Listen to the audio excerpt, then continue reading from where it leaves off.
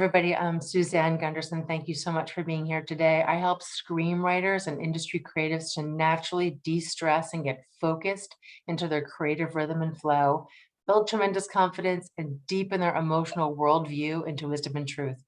So today is this video is part of my industry wisdom bits series of videos where I'm bringing you professionals in television and film to share with us just one bit of wisdom or a golden nugget of advice that they've come to learn in their career, and maybe can help you too. So today we're joined by Phillip Hardy. Phillip, thank you so much for being here today. Please tell us a little bit about yourself. Yeah, hi, Phillip E. Hardy, and I've been writing screenplays since 2012. I started kind of at the behest of a friend who wanted me to write a screenplay about a guy named Biff Halloran who was got involved with the Gambino crime family in New York back in the 70s, and he used to own a hotel called Halloran House. So I decided, instead of writing a book, which is what the original idea was, to write a screenplay. So naturally I dove in and thought, oh, this is easy. And so I actually used a Microsoft Word template originally to do the screenplay. And I think I had a pretty good, gist of what was going on with the basic formatting. And then a month later, I found myself putting it all on Final Draft going, I gotta, use something professional. So at least I got that quickly. And then of course, in the time that followed, you learn about things like exposition and, overuse of the parenthetical. My most important thing is economy of words. I don't like reading screenplays that are like the one I just read a couple of days ago, where it's just the guy had 6 pages of narrative, setting up his story for like a short story, 20-page sci-fi thing. And it's just like, I feel like pulling my hair out at reading something like that. So, my big thing, again, economy of words. I dove right in to try to, make contacts with people in the industry. And actually, very early on, I was fortunate because I did hook up with a couple producers. One guy in LA who was looking for a script about Angela Davis, the activist. And then the other one was off an Inktip ad. Actually, both these guys were from Inktip. I don't know if you're familiar with them, but a lot of people use Inktip, and it's becoming exceedingly more complicated or competitive. But I found one of my approaches was to look and find an obscure subject that somebody was looking for. I saw this ad. The guy was looking for a screenplay about Michael Rockefeller. So you know who Michael Rockefeller is? Mm-hmm. Yeah. Okay. He went missing in 1961. But I'd say the average American probably doesn't know who the guy is. So I actually looked him up. I go, who's Michael Rockefeller? So I look up and go, oh, okay, yeah, the guy disappeared. He's Nelson Rockefeller's kid.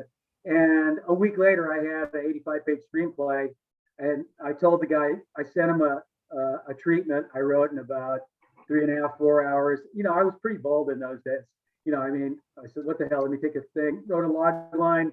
And then I got a thing saying, yeah, I want to read the script. I go, oh, okay. Well, now I just got to write it. So, I was very lucky.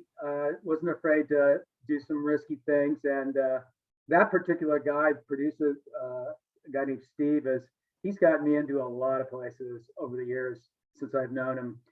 Tyler Perry 3 times, William Morris a couple times, Paramount Studios, Warner Brothers, Millennium Films, and just tons of other people. So, I definitely, compared to a lot of people, I know I'm blessed because at least I've had work pitched to some pretty well-known people. Chandra Levy's company, not Chandra Levy, I always call her Levy, Chandra Rhimes' company last year. And, she read a couple of comedies that she hated. So there you go. Well, it sounds like you're definitely where you're supposed to be. That's for sure. I mean, any writer that tells me that it's easy, I'm like, wow, effortless. That's certainly not the case for so many people. So it's a thank you. Yeah, no, it can be. Yeah, it can be. Right. Now, are you looking for a piece of wisdom? Yes, definitely. What do you have for us? My piece of wisdom. I saw something on one of the Facebook sites. I can't remember which one, maybe the Inside Pitch or one of those. And they were asking about option agreements. And my advice to people is don't sign an option agreement. I've signed half a dozen of them. And the last one I signed was with to Passe Jones Agency, which is a big agency. They've done a lot. They did all the Motown shows. They did Lonesome Dove, a lot of things. And I signed with 2 years. They pitched my idea to one person, one very big person, but then the whole thing just languished.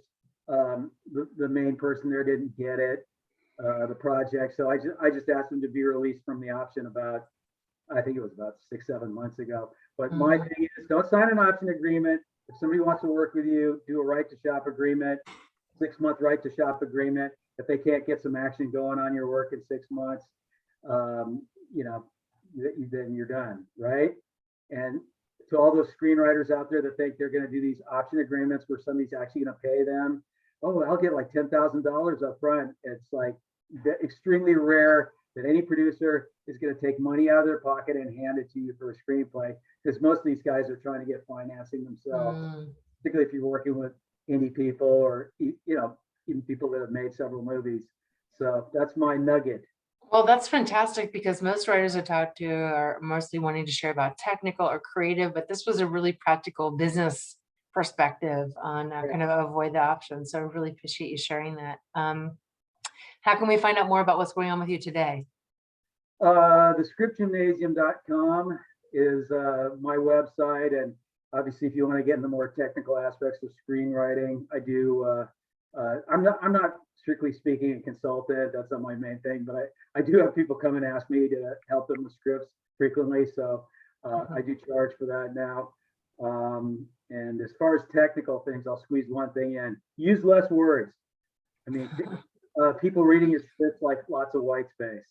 Yeah, if you learn that lesson quickly, you're in good shape. Yeah, I'm of the ilk of, be smart, be brief, be gone. I like I like just get to the point kind of thing. So that's part of what this whole Wisdom Bits video series is about, is just kind of pull out the golden nugget of what people really want to hear, not the hours of people just kind of like, sharing and sharing and sharing. So thank you so much, Phillip, for sharing with us today. I really appreciate it. And very welcome. The Script Gymnasium, all the links you share with me are going to be in the description box below this video. So feel free to go check out Phillip. And everybody, thank you for watching. Feel free to pop on over to my website, Screenwritenow, and download your free e-copy of 3 steps to get pitch ready. That way you can get into alignment with you, your script, and your audience, and hook them. Thank you so much, everybody, for watching, and we'll see you on the next Industry Wisdom Bits video. Thanks, Phillip. Thanks for inviting me. I appreciate it.